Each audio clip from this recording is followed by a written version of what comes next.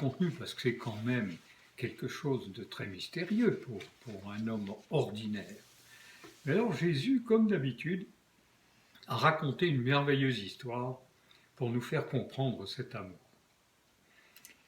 Il s'agit de ce qu'on appelle la parabole du fils prodigue, ou bien pour d'autres la parabole des deux fils.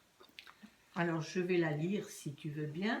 Alors, et puis voilà, tu maman Evelyne, lis-nous le passage qui nous concerne très directement. C'est dans Luc chapitre 15 à partir du verset 11. Il dit encore: Un homme avait 2 fils. Le plus jeune dit à son père: Mon père, donne-moi la part de la fortune qui doit me revenir. Et le père leur partagea son bien. Peu de jours après, le plus jeune fils rassembla tout ce qu'il avait et partit pour un pays lointain où il dissipa sa fortune en vivant dans la débauche. Lorsqu'il eut tout dépensé, une grande famine survint dans ce pays et il commença à manquer de tout. Il se lia avec un des habitants du pays, qui l'envoya dans ses champs faire paître les pourceaux, les cochons. Il aurait bien désiré se rassasier des caroubes que mangeaient les cochons, mais personne ne lui en donnait. Rentré en lui-même, il se dit: Combien d'employés chez mon père ont du pain en abondance, et moi, ici, je péris à cause de la famine. Voici, je me lèverai, j'irai vers mon père et lui dirai: Père, j'ai péché contre le ciel et envers toi. Je ne suis plus digne d'être appelé ton fils. Traite-moi comme l'un de tes employés. Il se leva et alla vers son père. Comme il était encore loin, son père le vit et fut touché de compassion. Il courut se jeter à son cou et l'embrassa. Le fils lui dit: Mais père, j'ai péché contre le ciel et envers toi. Je ne suis plus digne d'être appelé ton fils. Mais le père dit à tes serviteurs: Apportez vite la plus belle robe et mettez-la lui. Mettez-lui une bague au doigt et des sandales pour ses pieds. Amenez le veau gras et tuez-le. Mangeons et réjouissons-nous, car mon fils que voici était mort et il est revenu à la vie. Il était perdu et il est retrouvé. Et ils commencèrent à se réjouir. Alors c'est quand même une histoire un peu exceptionnelle, un peu étrange.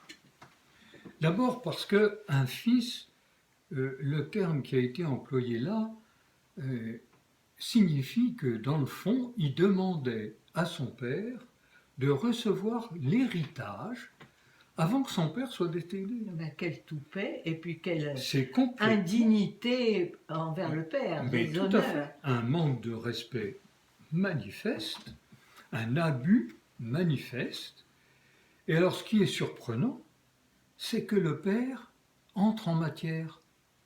Et non seulement le père entre en matière, mais il remet ses biens, il partage ses biens entre le fils cadet et le fils aîné. C'est quand même quelque chose qui est hors du droit commun. Voilà. Mais c'est pas seulement ça qui est en dehors du droit commun. Alors bon, le plus jeune vit sa vie, il dépense tout. Quand il manque, il commence à repenser au passé. Et le passé, c'était quelque chose de très agréable en tout cas. Alors, il fait un retour sur lui-même, il réfléchit, et il dit après tout, je ne serais pas plus mal comme employé de mon père en revenant à la maison. Mais avant, il faut que je marque que je suis conscient d'avoir été un mauvais garçon, un pécheur. Alors il rentre à la maison et il retrouve son père, mais ce qui est exceptionnel dans ce texte, c'est que ce texte nous dit que le père attendait le retour de ce fils. Il a attendu peut-être longtemps, et quand il l'a vu arriver en guenille, parce qu'il ne devait pas être bien beau à voir, il est allé lui-même à sa rencontre, et il l'a pris dans ses bras, et il l'a embrassé, malgré peut-être l'odeur que dégageait le Fils. Alors ça, c'est quelque chose d'exceptionnel. Ouais, quel amour. Et Quel alors, amour. quel amour pour en arriver à ça. Oui, Et alors, bon, le Fils fait sa confession de repentance, et le Père, avant même de prêter une attention véritable à cette repentance, appelle ses serviteurs pour dire faire la organisons une fête. Mm. Mais non seulement organisons une fête, mais aussi je désire rétablir mon fils qui avait commis une infraction dans son état d'avant. D'où la plus belle robe, d'où l'anneau, d'où les sandales et tout ce qui est décrit dans le récit. Ça illustre l'amour véritablement inconditionnel de Dieu qui attend chacun de nous en nous ouvrant ses bras. C'est merveilleux. Il n'y a pas d'autre mot. Mais maintenant, papa Jean-Daniel, explique-moi un peu ce que cet amour de Dieu a transformé dans ta vie, dans notre vie, à tous les deux. Eh bien, la première chose, c'est d'apprendre cette affaire incroyable que je n'ai plus à avoir peur de Dieu. Mhm. J'ai à considérer que Dieu existe, j'ai à respecter Dieu, Ce que- mais je n'ai plus à en avoir peur. Par contre, je peux me confier en lui, et cela en toutes circonstances, comme un fils avec son père. Mhm. Pour ceux qui ont un père digne Bienveillant. de ce nom Mm. et bienveillant, bien sûr. Et je cherche d'une certaine façon à répondre à l'amour de Dieu en l'associant à tout ce qui fait le cours de ma vie, à mes pensées, à mes paroles, à mes gestes. C'est un exercice de tous les instants et de tous les jours. Et ça, au lieu de réagir avec, comment dire, dans les situations difficiles avec colère et autres, je me réfère à lui et je cherche ce qu'il aimerait que je sois dans la situation que je vis.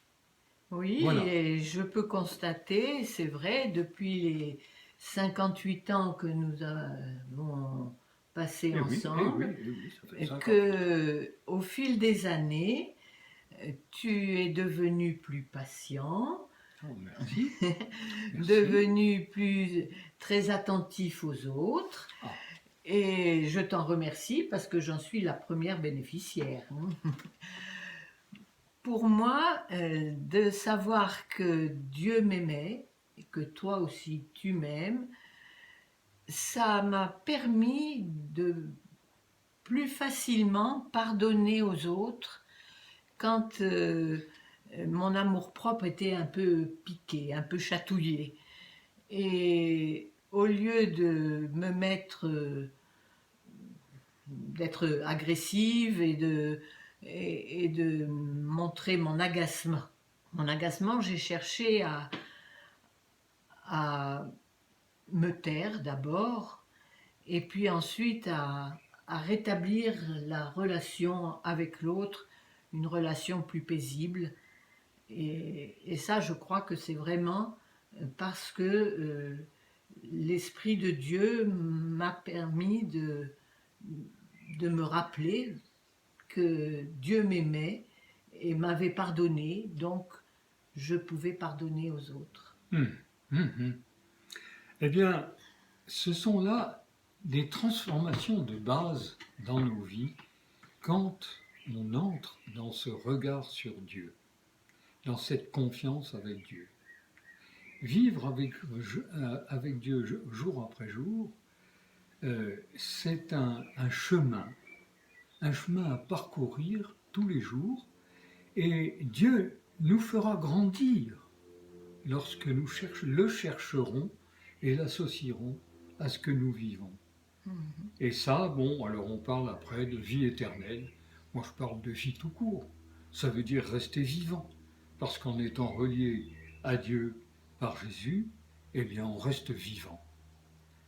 Alors, nous détaillerons les diverses étapes de ce chemin dans nos prochains entretiens.